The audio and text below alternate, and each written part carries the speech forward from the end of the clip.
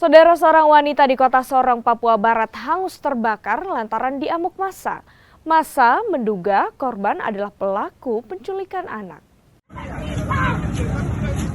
Massa yang terprovokasi langsung menganiaya seorang wanita yang diduga akan melakukan penculikan terhadap anak-anak di kompleks suku Kokada kilometer 8 kota Sorong.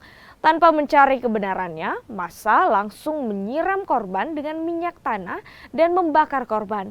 4 anggota Babin Kamtibmas tidak mampu menghalau massa.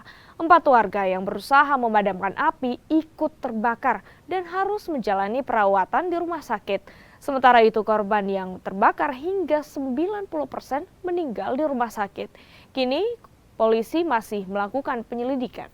Belum pegang apa-apa. Terus kenapa kita langsung main hakim sendiri?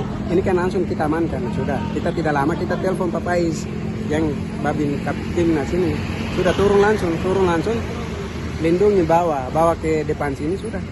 Kejadian pembakaran langsung di depan sini. Ini massa. Jadi saya juga kenal api, tapi saya langsung loncat ke kali.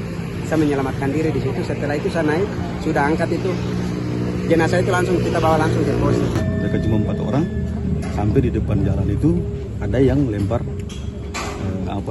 bensin, sampai kena juga anggota.